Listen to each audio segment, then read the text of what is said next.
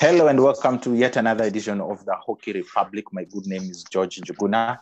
And today we have a very big, wide, and how can I call it?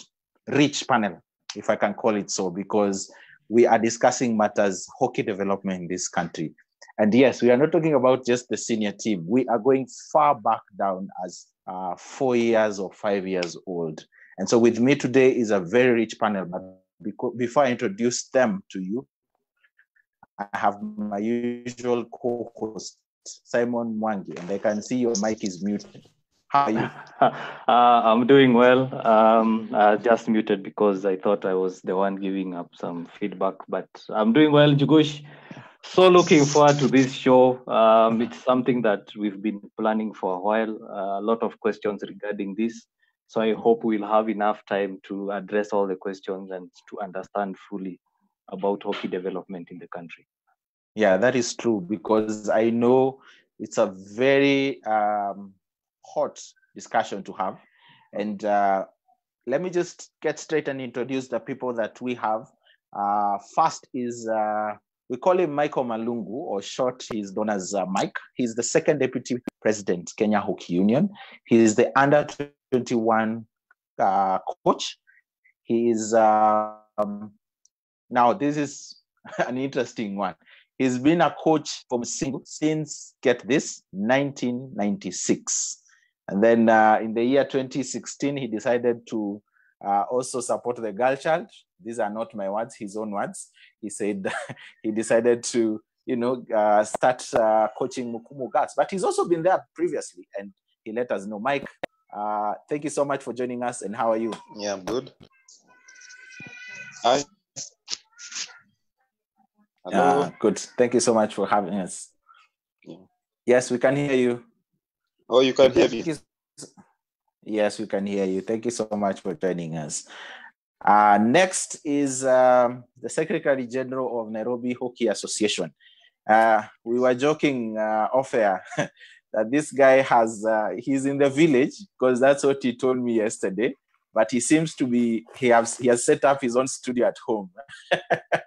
But anyway, he's a video coach also. He's done that for Kenya for several years, and even United States International University. So I know he has to get top of the class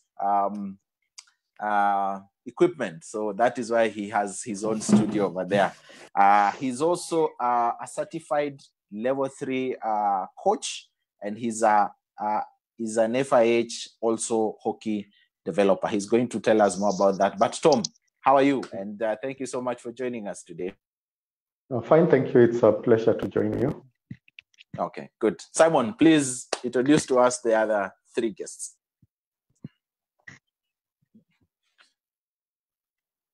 Your mic is muted.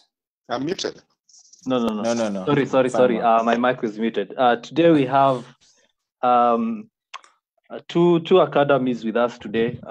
Guys who've been involved recently with developing young talents, developing young minds in the game.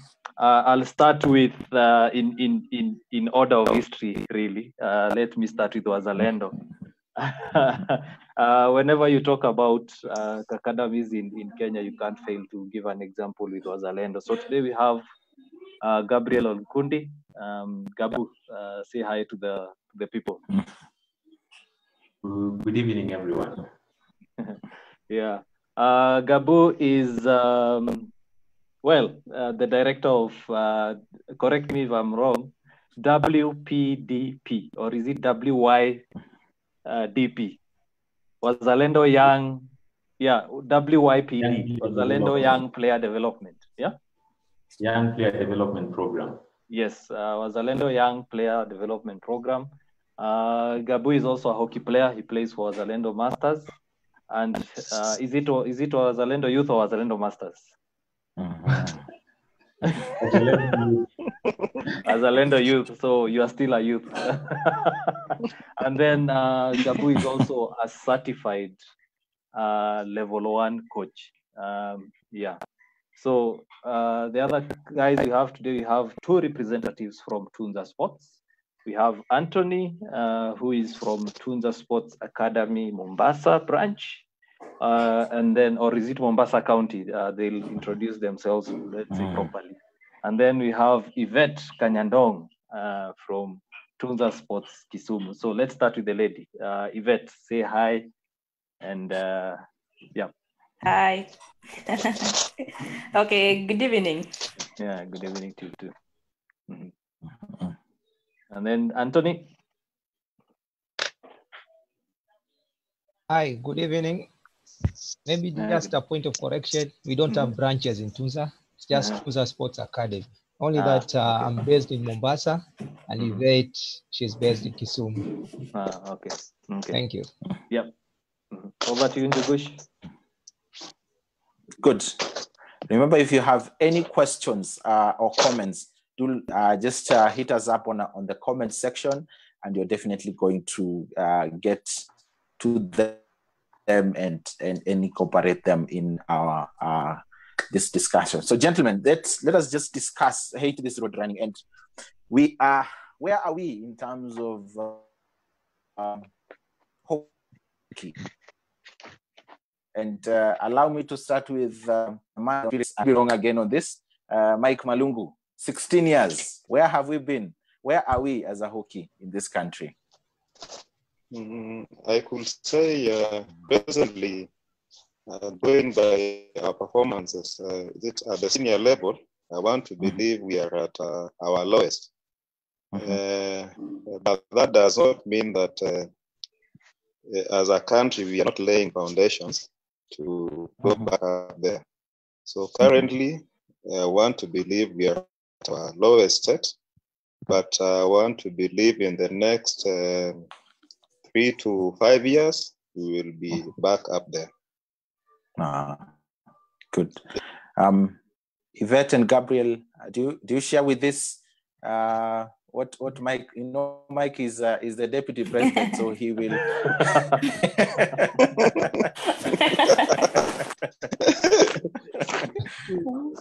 Do you agree with this, Yvette? Yeah, honestly, I'll agree with Malungu. But I can support the point. Okay, we are at our lowest, yes, but not that we don't know how to play hockey.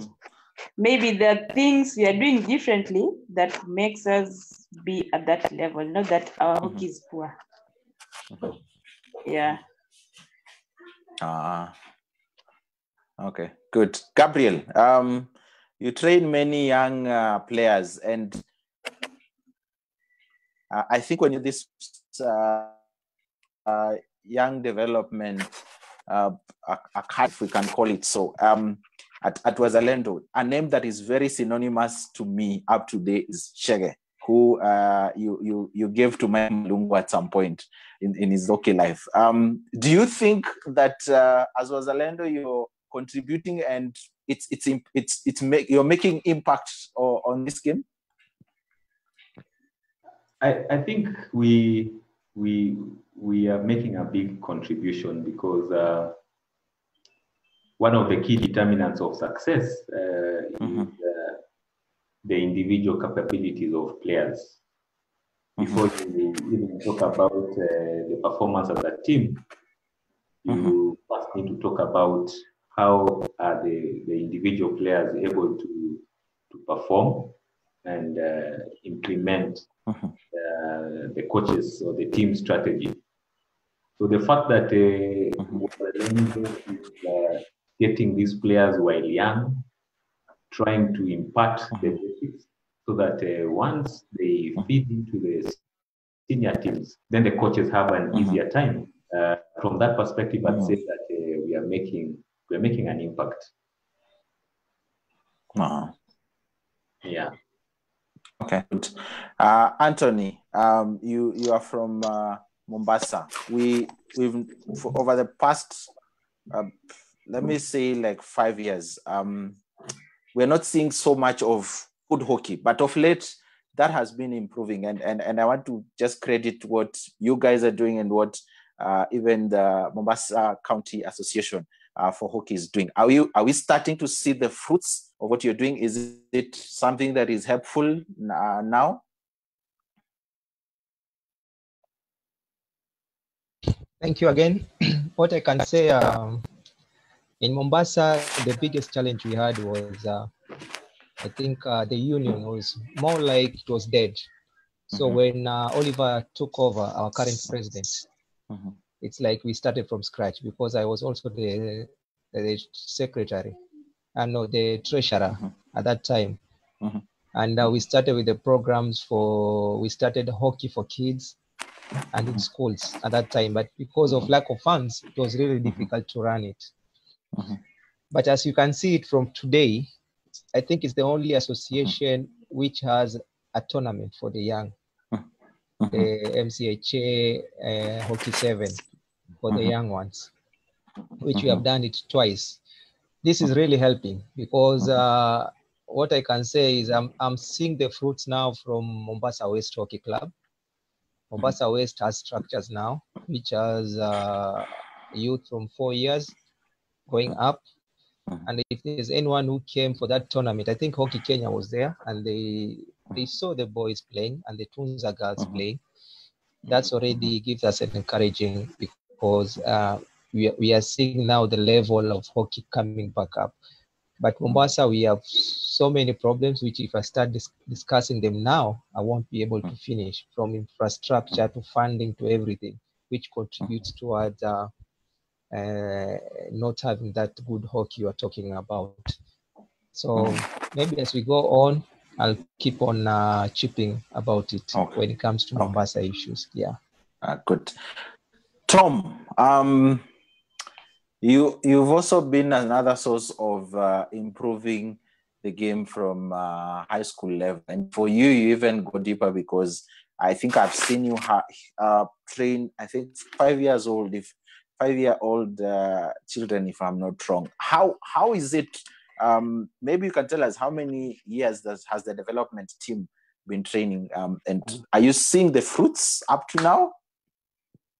Yeah, I would say, okay, thank you very much, Juguna. The development program started in 2013, as Mike will also acknowledge, and it's an initiative which we've partnered with some Dutch guys, Eric van der Dussen, and we have Bodwin.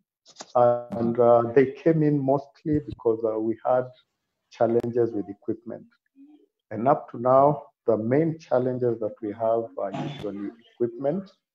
And because for the field, we've been given access by the Kenya Hockey Union. And when we started, it was basically for anybody who was willing to come and hone their skills. So we were not restricting the age.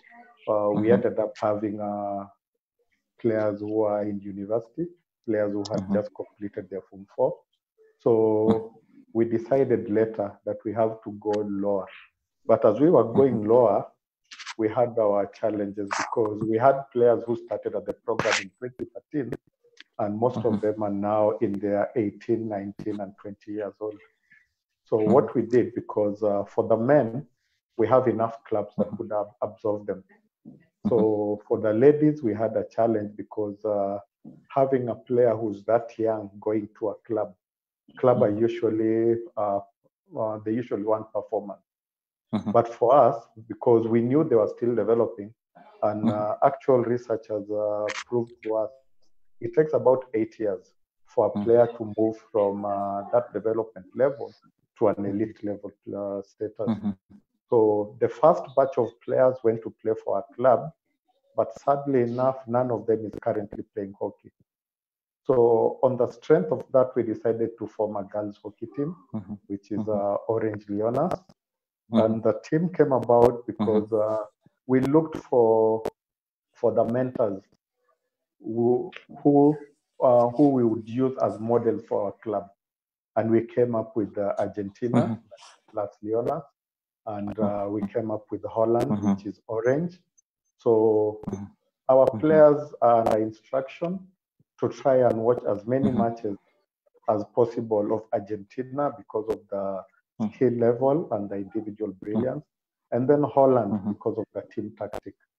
They move as a unit and their levels are up there. That's why I believe those are the two top teams. So development, we are in our 7th year now, and we have a girl side, which we hope to put together for the next 3-4 years. And then they'll be creating space for the ones who are currently under development. And you'll also recall that apart from the hockey bit, we're also trying to make it wholesome, because hockey alone will not help the players. So we are trying to look for other avenues, because if you're good in sports, if you're disciplined enough, if you get the grades, now we have secondary schools who want to tap into the talent that we have. So to me, and I believe to most of the people who've been coming for the development, because we have several volunteer coaches, and we also have the Kenya Hockey Union to thank, because I'd say that Nairobi is the only county that has the artificial field, which is accessible to the players every Saturday morning. During school holidays, we also have training sessions on Tuesday and Thursday. And being someone who's played before, being someone who wants Kenya to go back to where we were, what I'd say is that ours is mostly performance training. Then the question was, where are we now? Just to give you maybe like a short history, as at 2019, in Africa, the men are in position 5, the ladies are in position 4. Our best ever position was, I think it was a third place, a fourth place in the World Cup, and that was in 1971. So it means we were at the semifinals. And our best place was position 1 in the All Africa Games. And the last time Kenya participated in the Olympics was at the Seoul Olympics. And most of the viewers may not know, but when we talk about legends, I heard you mention Zach, Frank and company, Jackie. They are indeed legends, because most of the current generation have seen them play. But if we go deeper, we have the players who qualified for the Olympics.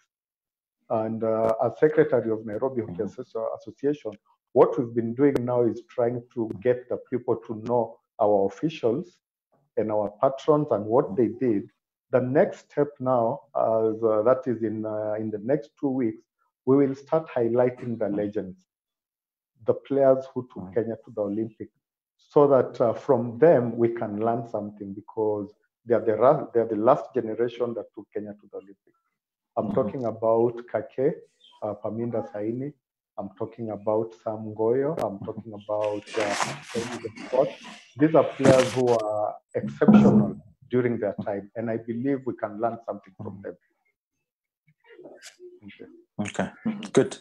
Allow me to, before I hand this over to Simon, you've mentioned something that is really important, that for you to get an elite player, and this has been proven before, allow me to make reference to someone like Zach Aura, and even Jackie Mwangi. Jackie Mwangi said that she started playing hockey at some estate in Park Road, and Zach said even for him it was the same thing.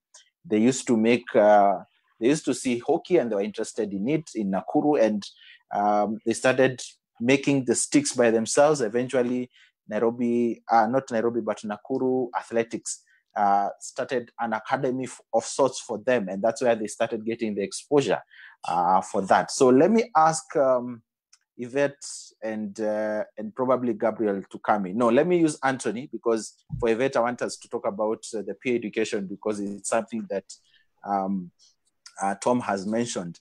Anthony and Gabriel, and probably Gabriel can go first on this. What are we doing? How low are we going? At what age are we starting to recruit these players? Okay, at Wazalendo, we are currently working with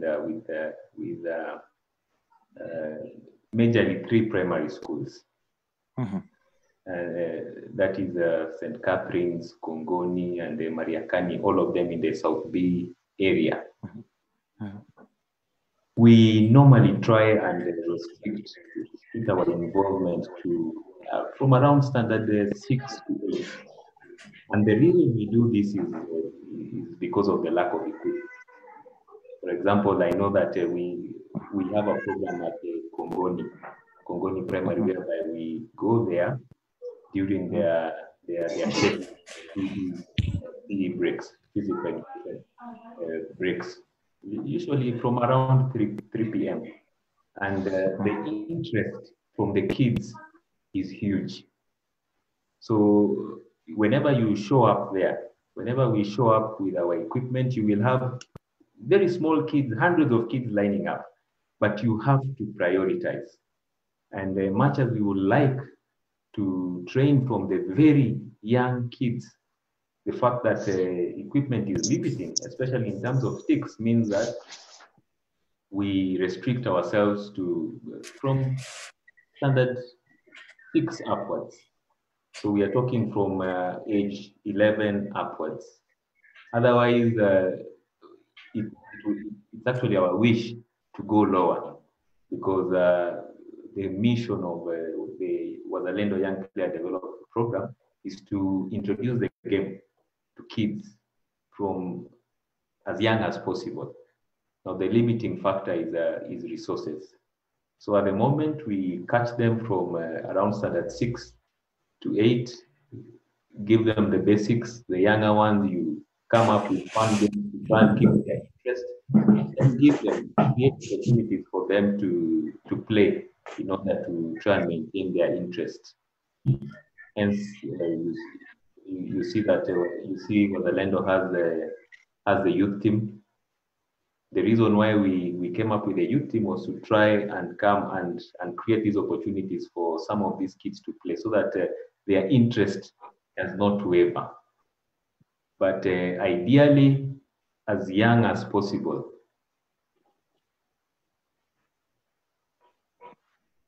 Back to you, Njuguna.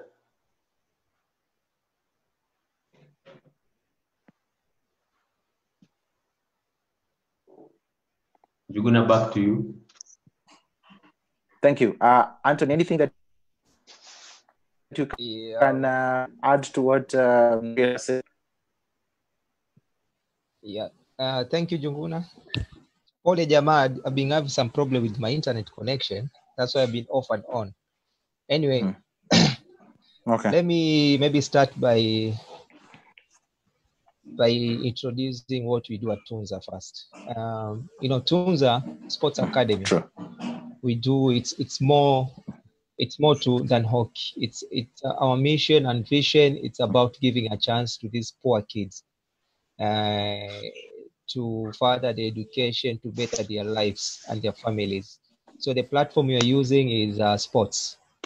And because most of the people at Tunza, they are hockey players, and hockey is our passion, we started with the hockey. And what happens that in Tunza, I can tell you the lowest age I've trained is 4 years. I started with a 4-year kid. Now she's 6 years. So you can imagine she has the concept of how to touch this, how to hold the stick, how this is a ball, how you dribble, even if it's not perfect, but you know this is the wrong side, this is the right side of the stick. So starting from that age, it helps these kids even to love the game. Right now, what we have kids from the one who are more active is from 6 years up to 12 years, that range. So that's the lowest we have gone is 4 years. But the biggest challenge, as Gabriel has said, is that it's equipment. Always is equipment. But now we are happy with our patron Raquel, wherever she is. She has done a good job bringing equipment here. At least now the kids have something they can use for training, which we are really, really, really lucky to have them. It has given us a hard time, because now we have like in our one training session, we can have like 30 kids coming. Now, handling 30 kids is not a joke. 4 years, 5 years, 6, 10 years. And we are only maybe like 4 or 5 volunteers. So what we do, we usually bring the older players from the club. They usually assist us a lot in handling the kids. But the lowest we have gone is 4 years. That's what I can say. Okay, good.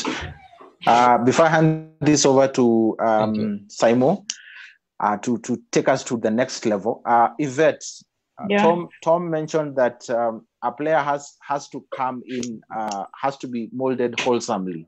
And it's not just the hockey bit of it, but also the education has to be right. Most of these players, they say that one of the things that has kept them in the game and kept them at the top of their game is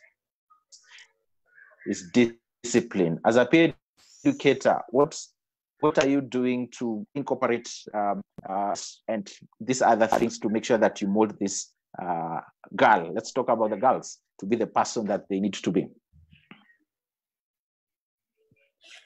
Okay, when you look at sporting activities, we as sports people, okay, I'm a sports person, I have to accept we have our lower days, we have those days that we don't really feel like playing hockey, but we have to get down and know exactly why is this child not playing today, what's happening.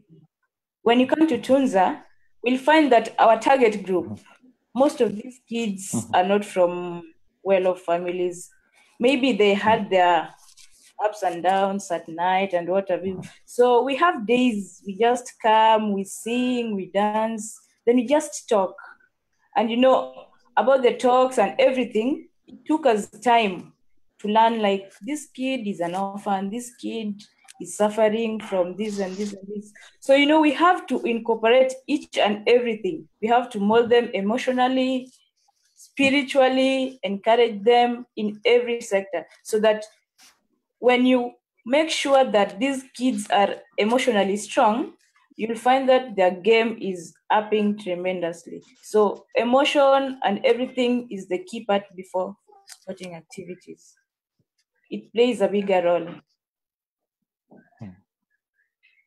Good. Yeah. To be quite honest, what was Orlando and Tunza and probably one or two other clubs out there contribute, let's say, less than 5% to what comes into the clubs? Mike, you deal with the 95+%, and you've done this for over 20 years in school. How has this road been, man? Okay, thank you. One, I will say that it has not been easy, but that is why I said that even though we might be at our lowest, but if you look at the Kenyan situation, actually our school system serves as our academies in this country. So the teachers in schools have been doing a great job over so many years. If you remember the days of Kisumu boys, I think there was a Mr. Ogado who in Kisumu boys. You've seen other schools coming up, French school, Kamusinga, which will credit to the then deputy, and then he went on to become the principal of the school, that is Ambassador Nabukwesi. We've had Mr. Sanya, who is currently the principal. We've had Mr. Mutambo. When you cross over to St. Anthony, you'll find there is Kevin Lugalia, who is doing a pretty good job. You go to Kisumu boys, I will talk of Buka. You go to Maseno, there is Mr. Odayo. Or if you cross over to the girls, previously we had Mr. Query at Fangani. We had Mr. Clyde Mbaha at Set House Girls. And more recently, we had who in Korea? I'm just forgetting his name. So, yeah, Mr. Maina. So, in short, the teachers, Mike, in our schools, yeah. Hello. Yeah, just go on. Yeah. So, in short, the teachers in our schools have been doing a great job despite the challenges that they have been facing. So it has not been easy. Going forward, actually, these are the people that we need to empower. Because if we get it right at the high school level, then we will have the right kind of players coming through to our national teams at junior, that is at the under 18, under 21, and eventually at the senior teams. On the side of the federation, I would want to say that if you look at our strategic plan that we are working on currently, the youth agenda is key. And in the youth agenda, we are looking into ways of setting up development centers within the country. And it is through these development centers that we will be able to support our schools.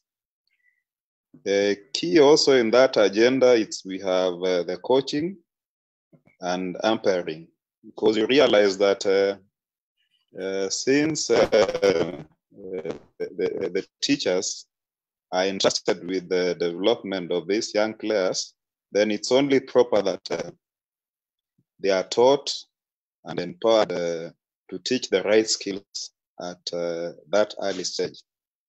If all that is put in place, then we are good to go. Thank you. Yeah. Well, I think the question we should ask ourselves, and probably it's good that we ask this question. I like that you've already told us the steps the union is taking to make sure that development of the sport continues. But I think this question I'll direct to both yourself, Mike and Tom, because amongst this panel, you're the most experienced. There are simple questions. The simple question is, where did the wheels fall off? Because we were a top hockey nation, as Tom rightfully gave us the statistics. Where did we go wrong? And what do we need to do to make sure that we don't make the same mistakes? Let's start with probably Tom. Okay, thank you, Mike. I think just like we all know where our problem is, and our problem is development. Because I'll give you my example. I got called up for the senior national team when I was 16 years old.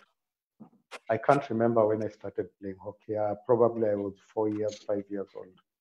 And when you're told that people are making their own hockey sticks, we made our own hockey sticks. You'd look for a good brand. We made our own hockey balls by melting the now banned polythene papers into a circular shape of a ball. So at some point, we are talking in the 90s, because when we look at when the rain started beating us, let us not only look at hockey, we look at the entire sports in Kenya. Football suffered, hockey suffered, basketball suffered.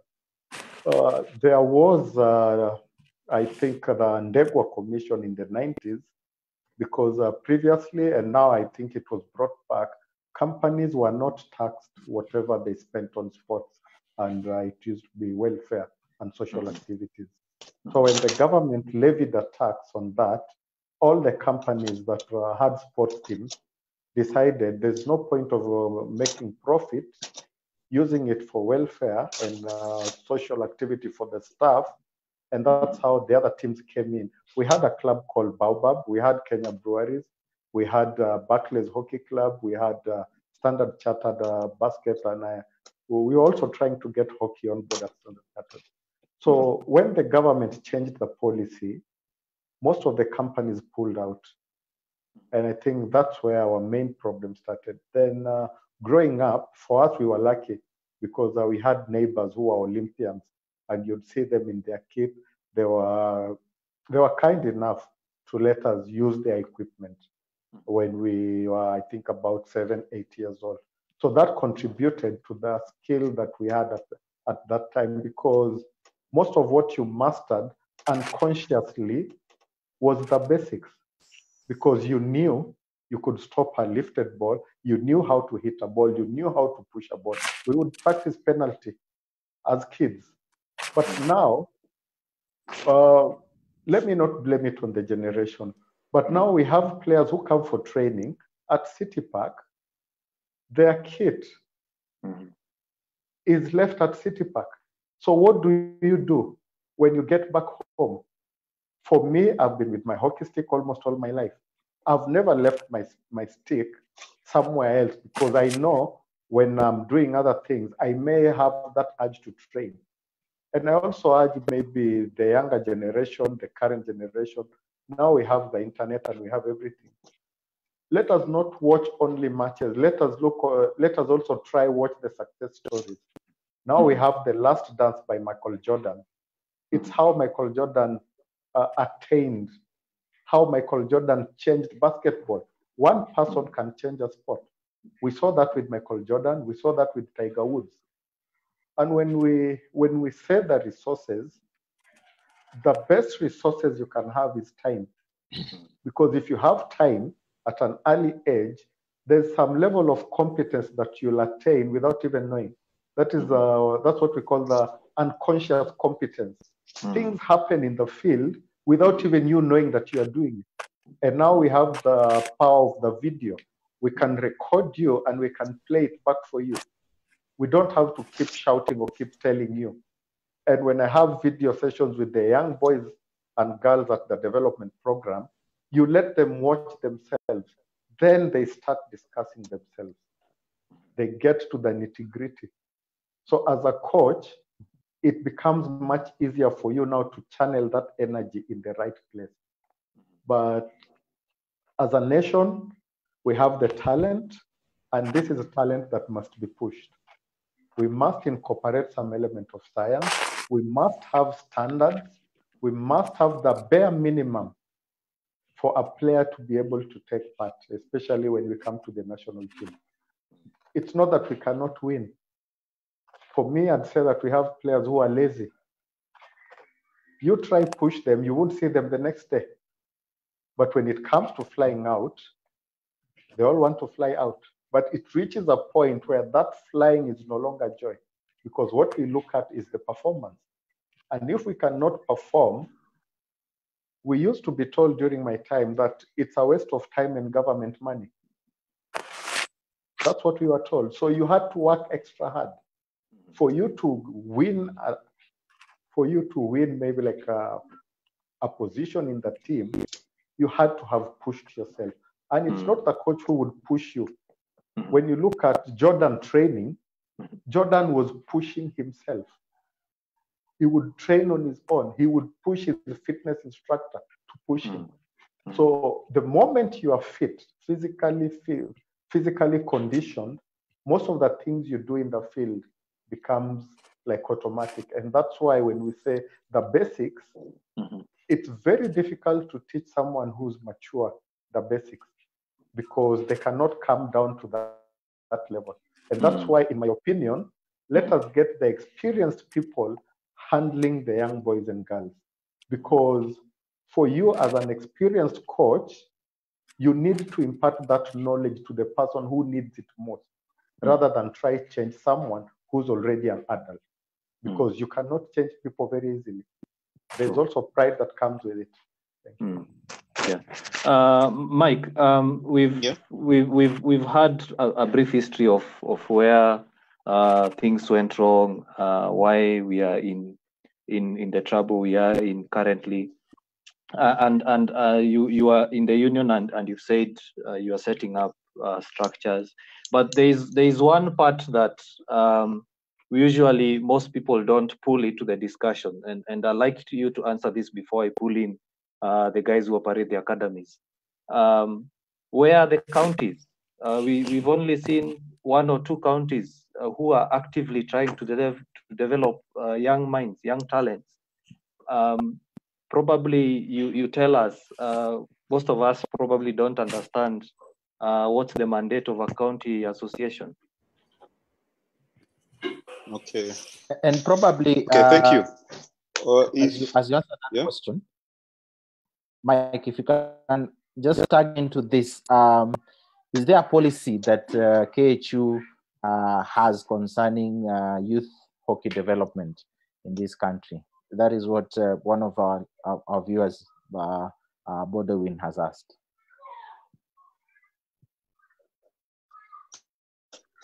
Okay, thank you. I will start with what are the roles of the county. If you look at the constitution of Kenya Hockey Union, actually what constitutes the union first the clubs, and then the county associations, and then we have the umpires association. So it is the clubs that constitute the county associations. Now, these county associations, when they pull together, that is what constitutes the Kenya Hockey Union. As per the Sports Act, the federation actually opted to go the way of the county association. So the challenge that has been, it's we've had a challenge of having counties in place all over the country, the county associations. Presently, we have Mombasa County Hockey Association, Nairobi County Hockey Association, Nakuru County Hockey Association, Kisumu County Hockey Association, Kakamega County Hockey Association. Now you realize that these are just a drop in the ocean. So to move forward, we need to have various stakeholders around the country to set up county associations. It is out of these county associations that we will be able to spread the management of hockey in the Republic of Kenya. Now, the challenge has been how many of us are willing to step into those shoes. That has been our biggest challenge. Bungoma County Association is currently coming up. I want to believe that soon we will have one in Kitale, because you realize that if we don't put in place clubs within the various counties, then we will not have the county association. So as hockey stakeholders in our various counties, we need to set up hockey clubs all over the country, because what constitutes a county association are the clubs who are the major stakeholders. Then on the question of the youth, a youth policy, if you look at my last contribution, I said we are currently working on a strategic plan, which in this year we had hoped to rope in our stakeholders who are the hockey players and the clubs to also input their contribution. And key among the key issues among that you'll find in our strategic plan is the youth agenda. Because you realize that if we will not have it right at the youth level, then this country will not develop, will not realize our potential internationally. So I will say we are putting in place a youth development plan. You realize that we've talked of having played at the Olympics in 1984. Something that has gone unmarked is that if you go back to 2018, we were able to play at the Youth Olympics. Yeah. So that can only tell us that we are actually on track, because we realize that we have participated in the youth games, Africa Youth Games. In 2014, we sent a team to Zambia. 2010, we sent a team to South Africa. But it is only in 2010 that we were able to go all the way to Argentina. This year, we were to have participated in the under 21. That is the World Cup qualifier. So you realize that as a federation, we have a youth agenda in place, because no country has ever succeeded without having a youth agenda in place. So going by our success stories, it clearly shows that as a federation, we are actually putting emphasis on that. And as I said earlier, we had earmarked this year to have our youth centers running up. Okay. Yeah. Yeah. Yvette, let me ask you. You are part of the Tunza Sports Academy. You recently had your first batch of girls going into high school, basically transitioning from primary school to high school. And this is a batch that has played hockey together. And we've seen players from, let's say, Wazalendo, for example, the likes of Richard, Nzuki, the likes of Orlando, play together and even play for Mike's team in the Olympics, the 2018 Olympics, which he has mentioned. Do you think that that is part of the success that basically is building to what Tom said, that we need these players to start performing at a very young stage? Okay, basically, I think that bonding really helped us to boost our success in playing hockey. When we come back, when we narrow down to our clubs, maybe most of the challenges that you're facing is because maybe someone is from a different place. Okay, we all have the basics right. I have the basics right. Another person from Kakamega has the basics right. But when we narrow down to the bonding, you look at the success of Telkom, what really helped them most was the bonding they had. Not that the other teams or the other players were badly off, but the main thing that makes us become better players is that bonding. And it all narrows down to friendship. Okay, we can be teammates, but when there's no bonding, there's no friendship, there's no success. So I think basically the players are better off playing as an unit. And that's why we as Tunza, we decided, like, why not take them to schools where they can find themselves 5 players, 6 players. It will also help them to boost their morals, because when you look at, okay, when you look at their calling letters, everyone was like, oh, I can't go to this school alone, I can't do this alone. And you look at the kid and you see their dreams are going to be shattered. So we decided, let these players go to one school. It will help them better their hockey. So I think the bonding part is a better thing. It will help us boost our hockey. It's not about the basics. It's not about the coaching.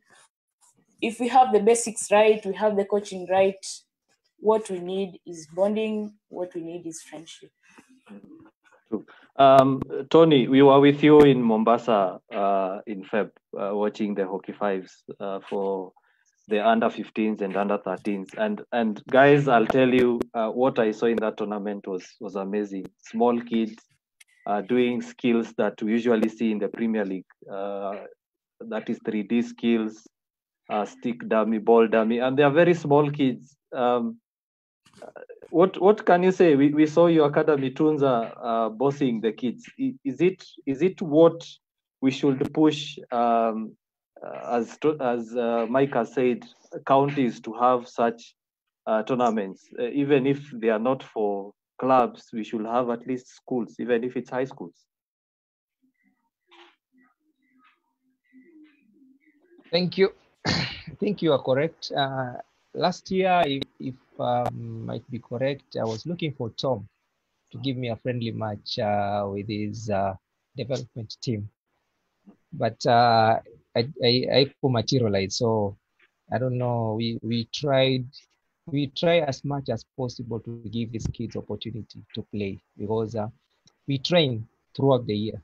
Then they ask you, coach, tutacheza na nani? We need to play with someone. Like now in Mombasa, the challenge you are having is that the schools, the primary schools which are playing hockey, most of them, they are international schools and academies. And they have their own calendars. So when they are not, during their calendar time of hockey, that's the only time you can play against them. These other days, you find it's difficult to play. Now, it's even worse because they are fearing even playing with our academy, because they're saying these boys, they are too good.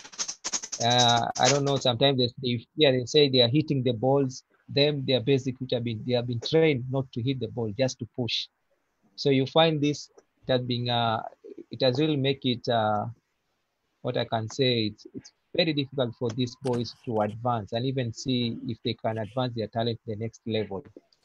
So I was looking forward to, even I was talking to my president, Oliver, towards a way we can form a team for Mombasa County, so that we organize games with Nairobi County, with maybe Kisumu, so that we can get these boys and girls playing against each other, same age levels, under 14, under 10, you see.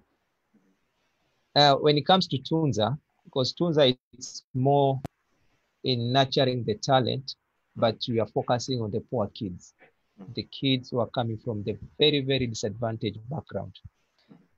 And it has been a very good success, because most of them, when they come, apart from playing hockey, they have even improved in terms of education. They're getting good grades now. And some, they were very undisciplined. And in Mombasa, it's even worse, because we have Swahili. Now, you see, like in Tunza, you'll find we have even Somalis coming with buibuis to play. When you tell them you can't play with a buibui, anakataa, anasema, no, my parents, they can't allow me to to come with a short or so we just accommodate them. So you find we have tried to nurture them, and it's working right now. Like we have 4 players who their parents now have accepted them to play, and they are Muslims. When you find in the boys part, we have also like 5 guys who are Muslims. One is a goalkeeper. I think Simon Alimona is one of the best goalkeepers. Even now, people are even looking after him, and he's only 15 years. So it's really working. We are looking forward to Malungu to see if there's a way they can do a tournament or organize something like inter-county for these kids under 10, under 12. They see talent there. They can even, when they see there's a hope of even playing for Kenya team, they train even harder. Because the question I usually ask is, after this, what? If it was not for Tunza, because Tunza, it's more like focusing on education, focusing on them getting good opportunities out there, empowering their families if they're coming from poor family. Now, for this kid who's playing hockey, is looking forward to play for a national team, to play for a big club, you see. But now when he trains, maybe when you see like when a team is selected for under 15 for Kenya, it's usually hard for us to bring the kids for trials because of the logistics. You find these kids stay with his parents. So there's no way you can be telling his parents that we are taking your kid to Nairobi for training for 2 days every weekend. It's difficult.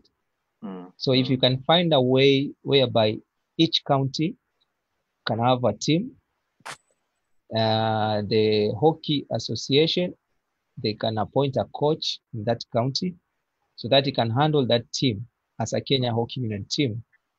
It will boost these players, these young players, even to have that anger of play for the coast team, then knowing that from coast team, I can play for Kenya team. So that way we'll develop the talent and we'll develop these kids going forward. Yeah. Okay. My personal opinion when it comes to development is we lack infrastructure. And that's when, even now, when I look to what our founder of Tunza, Raquel, she's doing, bringing those big balls. I think you have seen them, those big balls. They help in making this kid not to fear playing hockey. Even when the parents comes on the pitch to see them training, if you train with a normal ball and those big sticks we have, because we don't have kid sticks, like what I'm using is the normal stick for adults. If he misses the ball, he hits the other kid, in a case, then the parents start fearing this game is dangerous. No, my kid will get hurt. But if you have the right equipment for the right kids, if they're 4 years, 6 years, there are those kind of sticks for the young one. They enjoy the game. There's no danger. You find even parents will be even able to give you more kids to train. Yeah. And that way, I think we'll get it right. Let's get infrastructure right equipment, infrastructure in terms of pitches. That's the challenges we are having. Nairobi, they are lucky they have an AstroTurf. I've been fighting so hard to get a turf in Mombasa, but I'm hoping maybe the next 1 year or so, we'll get one. Doesn't matter if it's private, but we'll get one at least. Okay. Now, before Njugush pays our bills, I hope Njugush, your cash is ready. A question to Gabu. We've seen considerable success from the Wazalendo Academy. I've also worked a bit with the Wazalendo Academy. We've seen the likes of Chege, the likes of Franco, the likes of Richie, who Malungu knows well, the likes of Orlando, come from that young stage and even represent the country. Why do you think it's okay? Malungu said that as at now, the high schools play the role of academies. Why is it tricky to have clubs also that take up the same model? For example, identify a few kids in local schools, as Wazalendo you do, and start their own sort of player development program. Why do you think clubs don't see the need or find it difficult to do so? Well, I can tell you for a fact that it is difficult. It's time consuming. It is expensive. You need to spend a lot. Therefore, it requires a lot of commitment.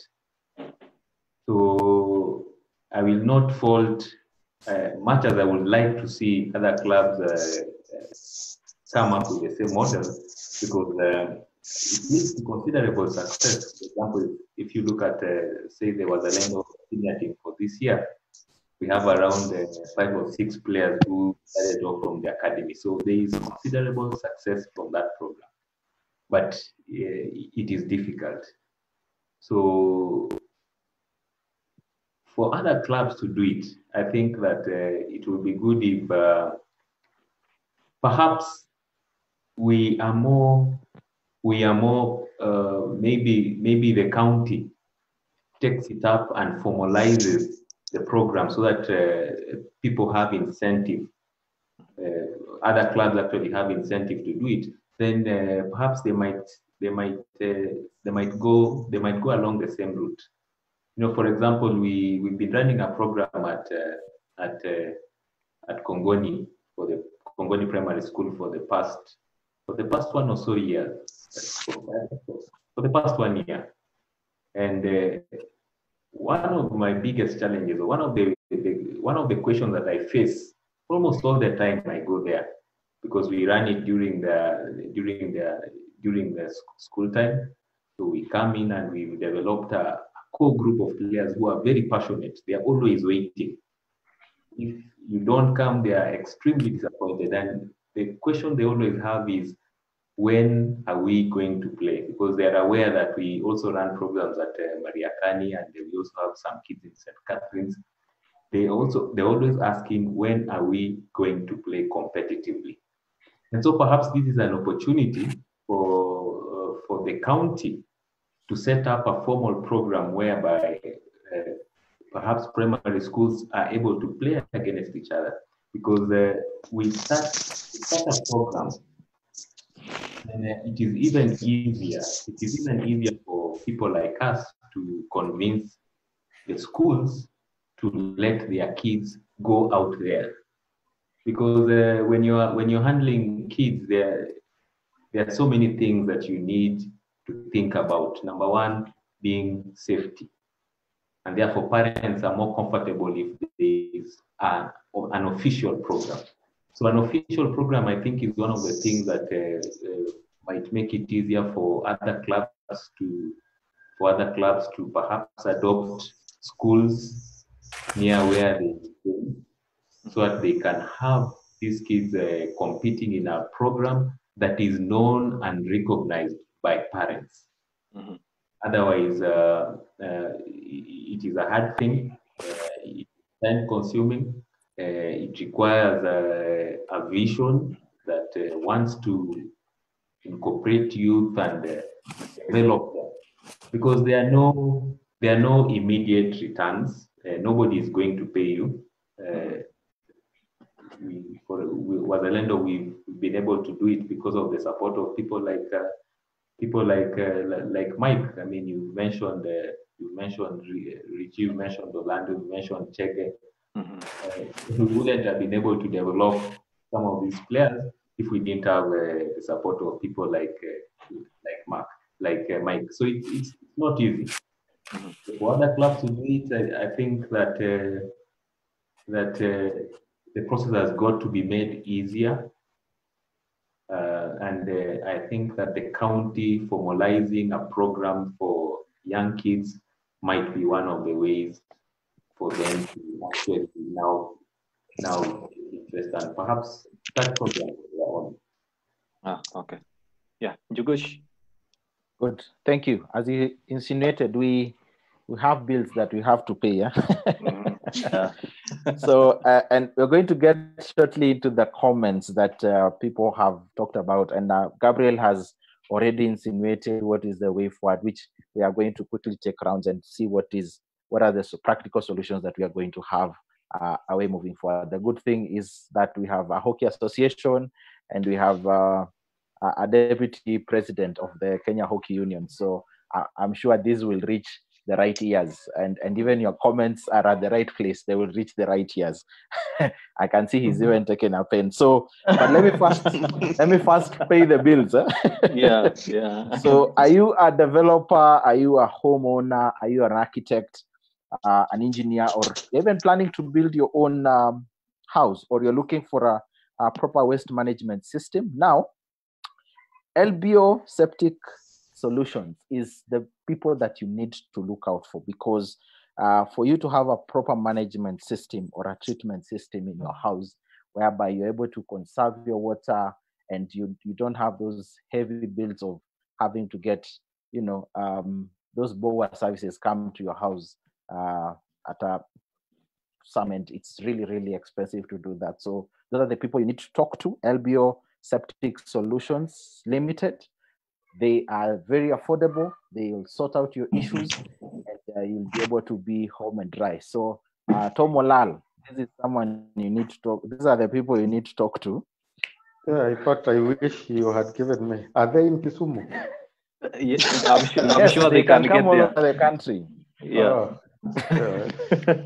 Those are people that you need to talk to. So send me the contact. Yes, their numbers are on the screen. So yeah, we'll be able to share with you those numbers as we come by. So back to our discussion, and we need to bring this to a close. so many things we have talked. Now we need to have practical solutions. But let me first of all read a few comments here and there. Bodawin says that I fully agree on the funding part, and I think she is insinuating to what Yvette had talked about, players going to the clubs all at once. And he says that it's about players having a lot of pleasure. The country organizations and KHU should play the facilitating role for this and no much more. Atieno Helekia says, I commend the clubs and corporates and even individuals who have come up to make a difference. And she's mentioned a few clubs, Rosalendo, Tunza Sports, DFG. And if I can just, the comments are so many. Thank you so much for this. And then let me come back to our discussion and what you're having, because at the beginning of the question of the show, I saw one or two comments, and probably this is an extension for Atieno, who continues to say that FIH and AFH as international umbrella bodies contribute to KH as part of the progression and development of the goal. So Mike, you may be able to answer that at some point when you're giving you the chance. And there's discussion about us taking advantage of CDF, county associations taking advantage of CDF to make sure that we have the different, we grow the sport and have the facilities over there. That is another discussion that is really going on there. But I want to draw your attention to and Gabriel has alluded to this, and every one of us have talked about this at one point or the other, is that we need to start this at a very, very young age. So maybe I can start with Yvette, the only lady in the panel. What are, give me one or two practical steps that we can do. And you can give examples even for you as Tunza, what you do. Okay, when you look at the ages, we have to first know we have to group the different ages and know their requirements. Like for Tunza, okay, we have the youngest age 5 years, but we suppose we like children from class 4, that's around 8 years, 9 years. Then you group them from class 4 to maybe class 6. So we have to remember that when they reach class 6, we are dealing with adolescents. So so we have to group them differently so that we have to differentiate our trainings. So during our trainings, you'll find that the lower classes will be at a different level of training. The class, ages 13, 15, 14 will be at a different training. So at these steps, we have to look at how actually are these girls or boys handling their balls, their sticks. And from that point, it's how you'll have to train them.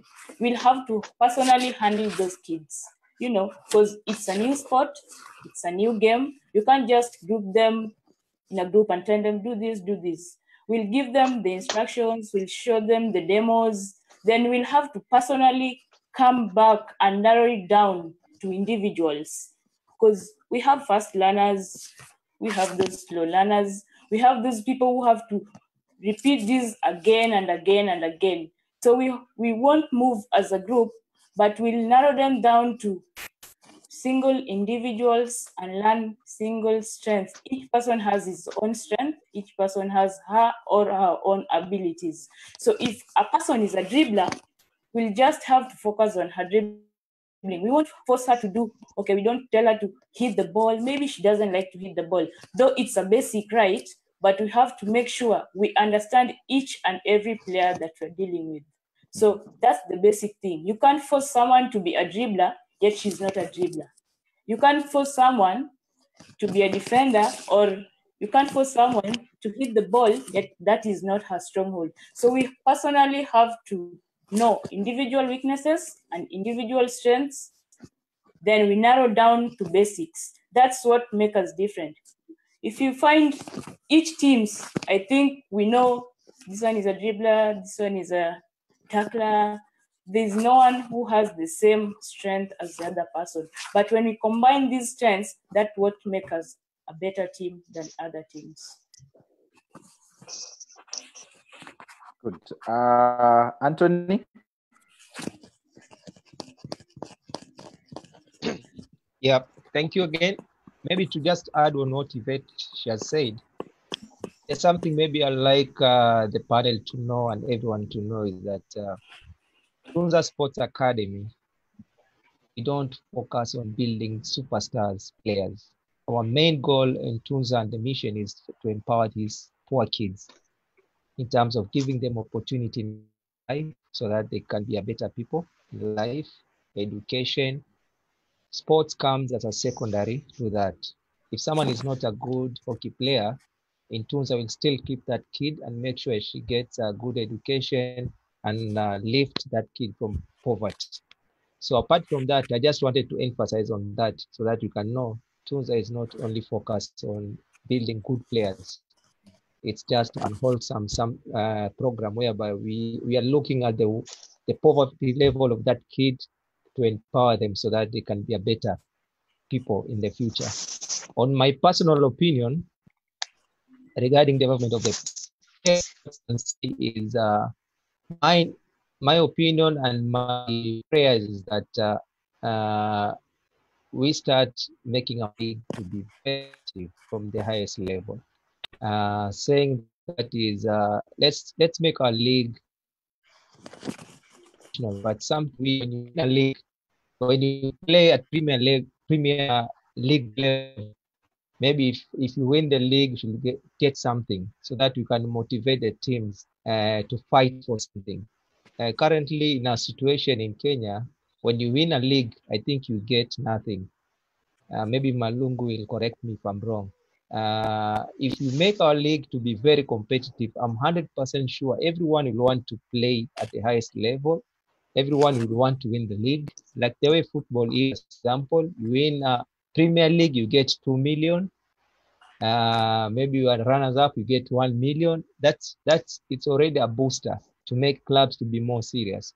The other thing is that if you can organize more youth tournaments, have if not a league, a tournament like a circuit tournament, under 15, under 14, under 12, twice a year, once a year, it will make a big impact because it will force now the counties to have teams.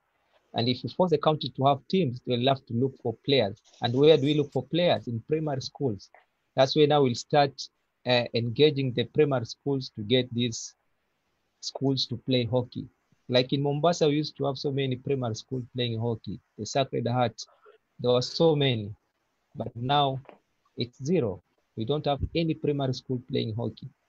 So even like the kids which we are getting for Tunza, is that they are coming from different primary schools and they have already developed the interest. Now the problem is, if there are so many, who are they going to play against? There's no other people around in Mombasa where you can say you can play against this school or the other school. So I think it's a challenge to KHU, maybe if they can come up, organize something for the whole Kenya inter-county, let each county bring a team and different age level. It will also make a very big impact. That's what I can say is infrastructure. Without infrastructure, there's no way we'll play hockey. And that's my last prayer. I'll tell you, there's a way people can partner with the schools, because most of these primary schools, they have big grounds. And you'll find that each primary school will find a football team training there. But now if you engage these schools properly, we can have what you can say, like right now we are trying to engage one of them where we have so many players coming from that school. To give us space, we build a pitch the size of a hockey 5 for the kids. If we get that one, it will help us even give these kids the a better skill, because you cannot tell a kid to maybe to stop a ball with a stick flat when the ground is bumpy. Na hizi ground zetu za nyasi mnajua, they are terrible. It's even dangerous to the kids. Getting injury, it's very easy. So maybe that's what I can say as my parting shot. Thank you for that. Thank you so much. Jogosh, before you ask the next question, I'd like to ask Mike, just to build on what Anthony has said. Do we have a future, or do we anticipate to have those age categories at a national level? Let's say we can come up with a national team for the under 21s, under 15s, and if it's not possible in the near future, what do we need to do to get to that level? Because we saw in the Youth Olympics and the African Youth Games, we do have young players who can compete at the highest level. Yeah, thank you. I think it's possible, because currently, looking at our setup, we have we are actually currently operating at the under 18, under 21, and then the seniors. So remember, things cannot happen overnight. In the long term, as part of our long-term development objective, is to go that low. But as we realize, we cannot leave this to the union alone. Remember, the union is me and you. The union is the clubs. That is what constitutes the union. The union is the county association. So each of these stakeholders have specific roles to play to enable us have players coming through our system at those age groups. Like if I will take an example of not only Wazalendo, around the country, I come from the western region of this country, so I'm quite versed with what goes on here. Within this region, I have what we will call informal clubs. For example, when you go to Mumias, you will find an informal club there. When you go to Webuye, there is one. When you go to Kimilili, which is the town of Friends School, Kamusinga, is Kimilili Panthers. When you go to Kakamega, in Kakamega now we are more formal. So we have Western Jaguars and of late GHF.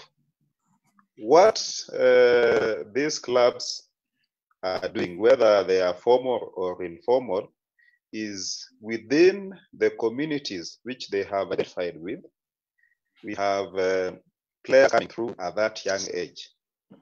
And that is why if you look at Bungoma, we have Bungoma Farmers, which is now formal. But previously, we had a collection of players who came up to play seasonal hockey. And out of such setups, we had the late Rogers Ayuya coming through. We have Leon Magomere, we have the Wanangwes, and many other players who have come to Bungoma. You come to Kamusinga, that is Kimilili, there are quite a number. I cannot mention all of them. So it is possible going forward that we are going to have such age groups going, coming up. So for now, we are actually at under 18. Now, if you look at the latest development in world hockey, that is the Hockey Fives, you realize that last year in 2019, we had the launch of the TAP program, TAP East Africa. Actually, this program targets the youth. So that will go a long way into setting up these age group competitions. So once everything is in place, then it's possible again to now have the tournaments coming up, because you realize Anthony from Mombasa has echoed the need of having competition at these levels. So if we sit back and say, let Kenya Hockey Union organize these events, that is not going to work. And that is the model that we've been using for the last, is it 50 or so years, where we want everything to come from, remember, with the current constitution.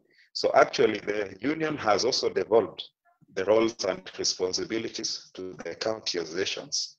So we need to have our county associations taking the rightful place in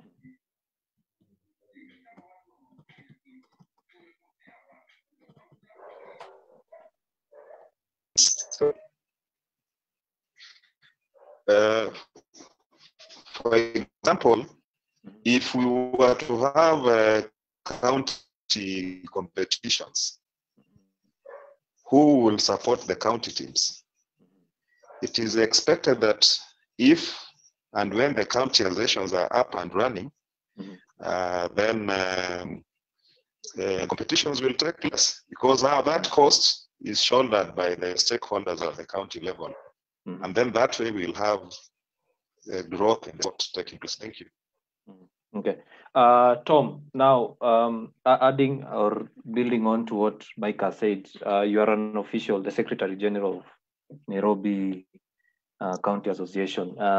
We've seen the Nairobi County Association have their own academy.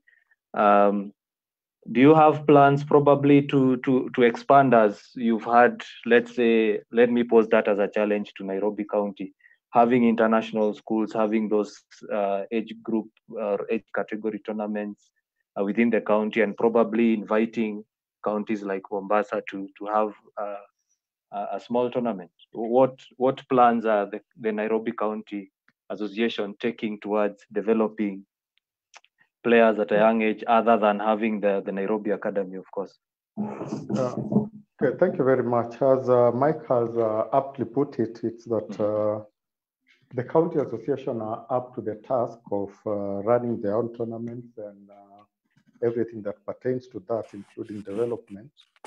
Nairobi being unique, being that we have now we have two artificial fields, that is City Park and Sikh Union Club. If the union wants to devolve, then we are up to the task. It should be devolved. We should be able to run our tournaments. We should be able to run everything in the county of Nairobi, which includes having the friendly matches. We have our under 14 side that has been taking part in schools tournaments. And we also have a girls side, which is under 12. And they've also played several friendlies with Kenton schools.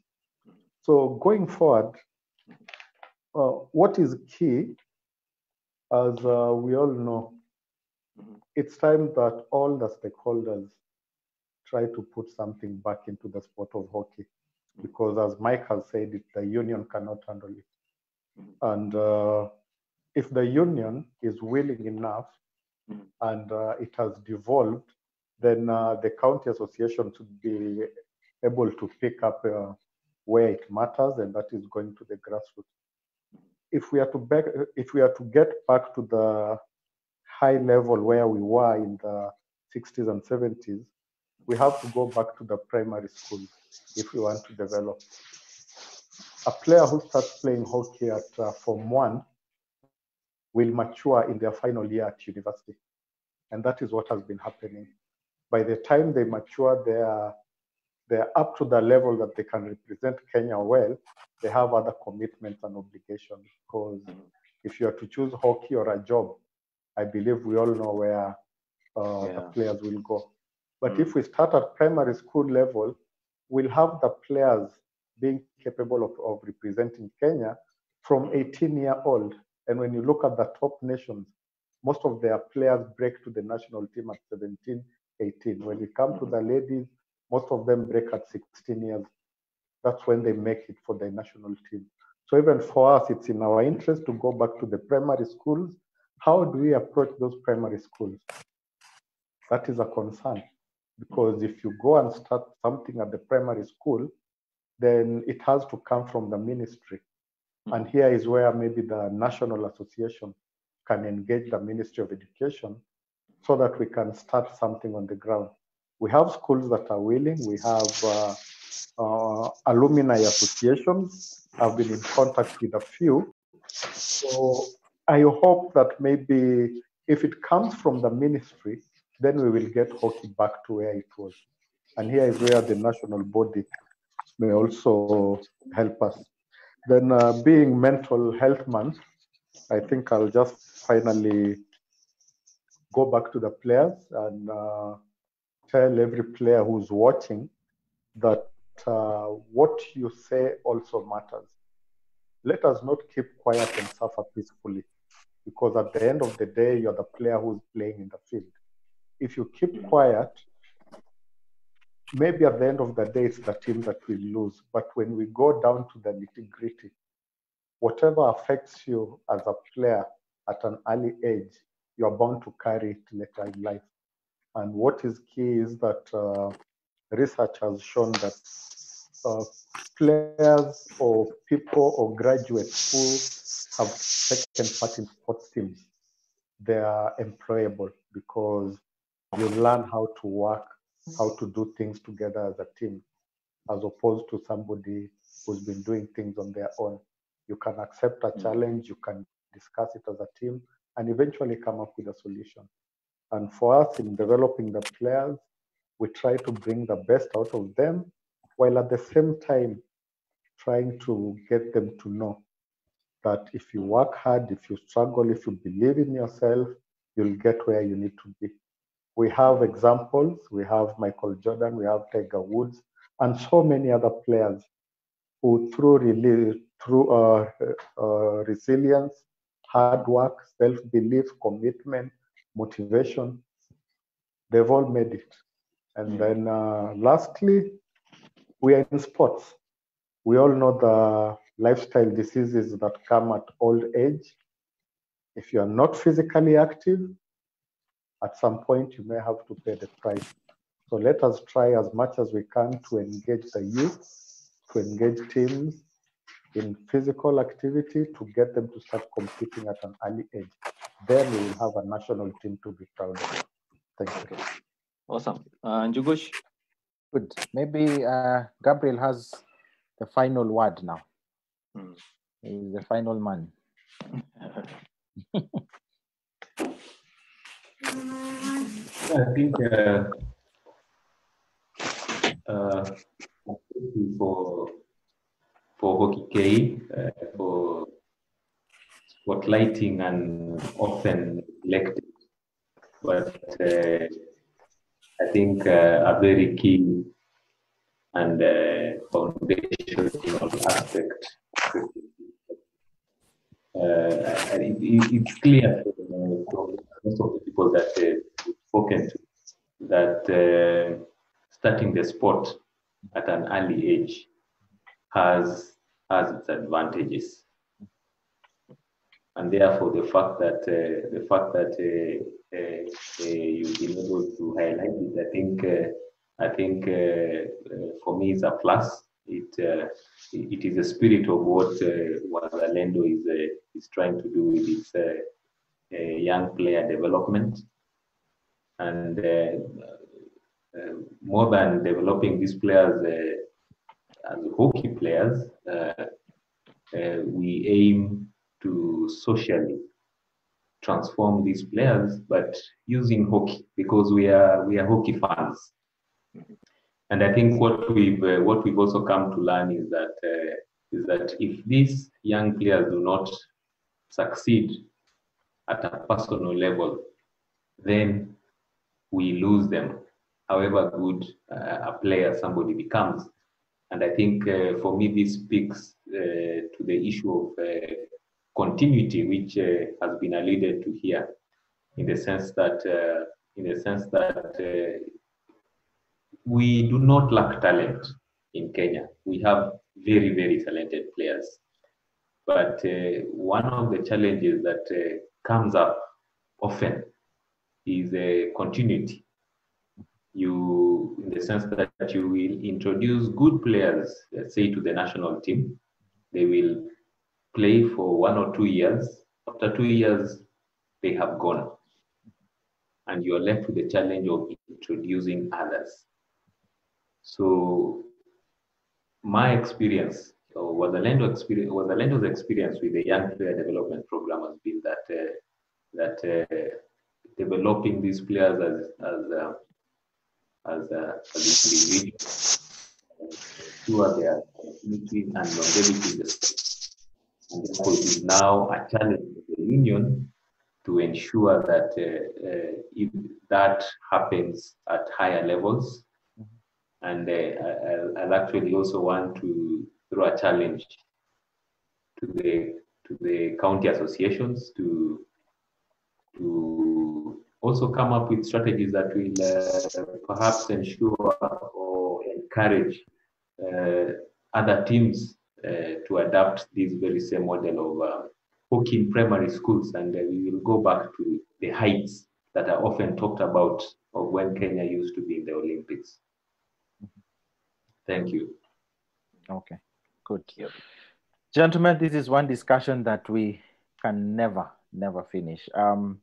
Probably just to pick up from what my good friend Dennis and Thomas have alluded to on social media is that we're looking forward for a youth league or tournaments that can be played. And Thomas has said that he knows that international schools may actually rope in for 1 or 2 games. So thank you so much. I know Mike Malungu and Tomo Lal, you've been taking a lot of notes. I hope the union and the National Nairobi Hockey Association are doing Zoom calls and not giving an excuse that you can't have physical meetings. Simon and I will sponsor that so that you have your meetings and continue going that. That is one challenge. But thank you so much for gentlemen for just coming and engaging with us in this discussion. This is not definitely the first and the last one. Mike, you've alluded to the policy that is being drafted for the youth. I'm looking forward that when it's done, we're able to have a discussion around this and just interact more with this. Thank you for the little things that you're doing and many others who are watching and doing. Remember, this Friday we are back with Hockey Families. It's a short break, but remember to follow us on our social media handles. That is HockeyKE on Facebook, Instagram, and Twitter, and even YouTube, because this videos still go there. And then Hockey Kenya on Facebook, Instagram, and Twitter, and even YouTube. Subscribe for that. Gentlemen, thank you so much. It's been a pleasure hosting you. Very rich and wide experience that we've had here, and we look forward to seeing what you're doing more.